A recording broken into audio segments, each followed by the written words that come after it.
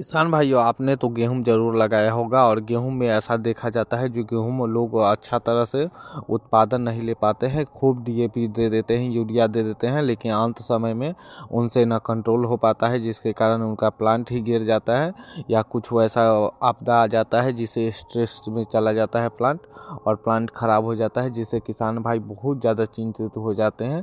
कहते हैं सभी का एक मतलब बाली में 100 दाना निकला, मेरा एक बाली में 20-25 दाना ही रह पाया और सब खराब हो गया। ये कैसे क्यों होता है, सारा चीज़ के बारे में फुल डिटेल बताएंगे। अगर आप मेरी तरह काम कीजिएगा तो उसके बाद आप देखिएगा पूरा खेत में भर भर के एक बाली में 100 दाने बनेंगे और वो भी एकदम ईल्ड वाला बहुत मोटा मोटा होगा और एक भी प्लांट आपका ना गिरेगा और ना इधर झुकेगा ना उधर झुकेगा, जिससे आपका बहुत ज़्यादा बेनिफिट हो जाएगा। और जो खाद मैं बताऊंगा उसका कितना % यूज करना चाहिए ये भी बता दूंगा। अगर आपका बाली अच्छा तरह से ग्रो कर रहा है, अगर बाली निकलने वाला है तो अलग खाद दीजिए, और बाली अगर निकल गया है तो आप जो मैं खाद बता रहा हूँ वो आप दीजिए। उसके बाद देखिए आपका बाली जैसे ही निकलने के स्टेज में है या निकल गया हो तो वो दोनों का खाद का अलग अलग कॉम्बिनेशन रहता है। बाली अगर निकलने वाला है तो आप जो कॉम्बिनेशन दीजिए वो देख लीजिए, आप अपने खेत में चारों तरफ घूम के देख लीजिए जो उसमें पीला होने की समस्या ना हो। अगर पीला होने की समस्या है तो वो समझ जाइए जो यूरिया की कमी हो जाती है। आजकल बहुत ठंड जब गिरने लगता है तो यूरिया की कमी देखा जाता है, जिसके कारण उसमें प्लांट में पीलापन मतलब समाने लगता है, नीचे से पीला पत्ती होने लगता है और नीचे की तरफ झुक जाता है, जिससे किसान भाई बहुत ज़्यादा चिंतित हो जाते हैं जो अब मेरा प्लांट ख़राब हो गया। लेकिन ऐसा नहीं होता है, कोई प्लांट ख़राब उराब नहीं होता है, वो अपने आप कंट्रोल। जैसे ही अब धूप निकलने लगेगा वैसे ही ऊपर गमे अपना आप फास्फोरस और पोटास ऊपर मतलब यूरिया ऊपर जाने लगेगा, नाइट्रोजन, जिसके बाद देखिएगा आपका प्लांट बहुत अच्छा मतलब हरा होने लगेगा।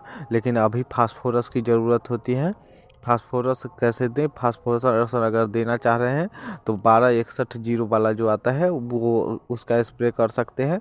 वो अगर आपके पास है तो वो स्प्रे कर लीजिए। लेकिन अगर आप इस समय अगर देख रहे हैं जो आपका सबसे ज़्यादा इसमें फास्फोरस की ज़रूरत होती है, फास्फोरस किसी भी मात्रा में अगर आपका बाली निकलने के स्टेज पे है, जैसे ही फास्फोरस की पूर्ति कीजिएगा वैसे ही देखिएगा आपका प्लांट यील्ड में मोटा मोटा होने लगेगा और उसका बाली झुकेगा ना, न इधर जाएगा न उधर जाएगा, जिससे आपका प्लांट ही बचा रहेगा और आप बहुत अच्छा देखने में भी लगेगा। अगर सभी आपके गांव में किसी किसान भाइयों का गिर रहा है और आप वहीं देखिएगा आपका नहीं गिरेगा। और वो एक अगर बात करें तो फास्फोरस आप देने की बात करें तो आप फास्फोरस के रूप में अगर आप फास्फोरस और बोरॉन दोनों मिला के दे सकते हैं। अगर नहीं है तो एक काम कीजिए, सिर्फ आप बोरॉन भी डाल सकते हैं। अगर आपका वो उसमें से बाली निकल गया है तो बोरॉन ही दीजिए, बोरॉन छिटक के भी दे सकते हैं। अगर नहीं तो आप स्प्रे करने के माध्यम से तो 0050 जो बोरॉन आता है वो दे दें, और बोरॉन नहीं 0050 आता है और प्लस में बोरॉन दे दें। बोरॉन से ये होता है, बोरॉन आप इस मात्रा में दीजिएगा जो अगर 100 लीटर पानी आप ले रहे हैं तो 100 ग्राम लीजिएगा, 120 लीटर ले रहे हैं तो 120 ग्राम लीजिएगा। ऐसे ही करके बोरॉन का लोग उपयोग करते हैं अगर 1 एकड़ खेत के लिए, और उससे बढ़ाते जाइए घटाते जाइए।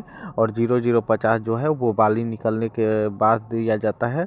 अगर बाली नहीं निकला है तो आप दूसरा खाद दीजिए, उसमें आप पोटास दीजिए और पोटास दीजिए, सबसे अच्छा होता है।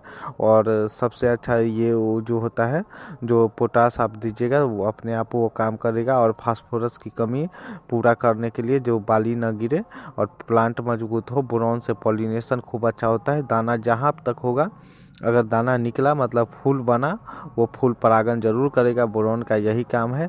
अगर कैसा भी प्लांट हो उसमें दाना लाना है तो आप उसमें मतलब पहले प्लांट मजबूत करना है तो फास्फोरस दीजिए। अगर प्लांट नहीं मजबूत करना है, आपका बाली निकल रहा है तो आप उसमें बोरॉन दीजिए। और आप उसमें जिंक भी लोग चिलेटेड दे देते हैं, लेकिन 20% वाला बोरॉन दीजिए।